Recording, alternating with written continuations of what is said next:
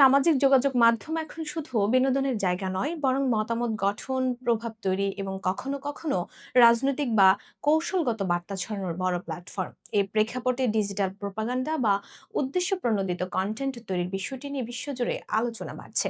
প্রশ্ন উঠছে, এই কাজে কি ভাড়া করা কন্টেন্ট ব্যবহার হচ্ছে এবং বাংলাদেশি তরুণরা কি এই বাজারে টার্গেট হয়ে উঠছে? বিস্তারিত ফারজানা মিথিলার প্রতিবেদনে।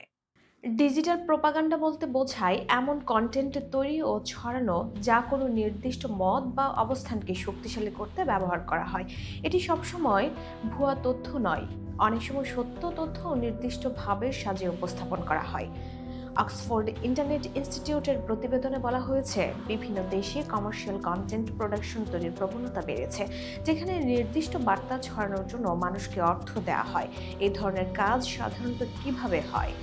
ফ্রিল্যান্সিং প্ল্যাটফর্ম বা সরাসরি যোগাযোগের মাধ্যমে কিছু কাজ দেয়া হয়, যেমন পোস্ট লেখা, ভিডিও বানানো বা নির্দিষ্ট হ্যাশট্যাগ ব্যবহার করে প্রচারণা চালানো। অনেক সময় কাজের উদ্দেশ্য পরিষ্কার করে বলা হয় না।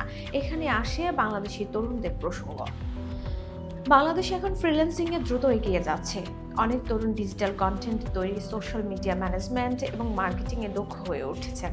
ফলে তারা আন্তর্জাতিক ক্লায়েন্টদের কাছ থেকে সহজেই কাজ পাচ্ছেন। ইন্টারন্যাশনাল লেবার অর্গানাইজেশনের মতে, উন্নয়নশীল দেশের তরুণরা কম খরচে দক্ষ সেবা দিতে পারায় তারা বৈশ্বিক ডিজিটাল বাজারে দ্রুত জায়গা করে নিচ্ছে। এই সুযোগই কিছু ক্ষেত্রে ঝুঁকিতে পরিণত হতে পারে। বিশ্লেষকদের মতে, কিছু ক্লায়েন্ট এমন কাজ দেয় যেখানে উদ্দেশ্য হয় নির্দিষ্ট মতামত ছড়ানো বা প্রভাব তৈরি করা, যা সবসময় স্বচ্ছ বা নিরপেক্ষ নয়।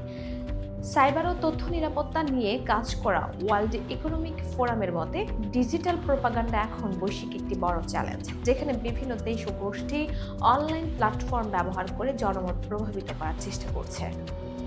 বাংলাদেশি তরুণরা সরাসরি টার্গেট এমন প্রমাণ খুব বেশি নেই, তবে তারা এই বৈশ্বিক শ্রমবাজারের অংশ হওয়ায় এই ধরনের কাজ তাদের কাছেও আসতে পারে।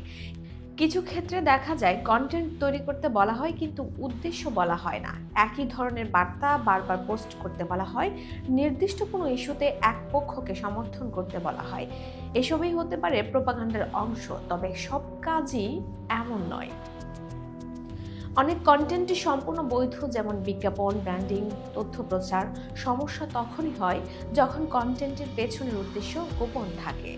বাংলাদেশি ফ্রিল্যান্স কমিউনিটির অনেকেই এখন সচেতন। তারা নতুনদের পরামর্শ দিচ্ছেন ক্লায়েন্ট যাচাই করা, কাজের উদ্দেশ্য বোঝা এবং সন্দেহজনক প্রজেক্ট এড়িয়ে চলায় এসব ক্ষেত্রে।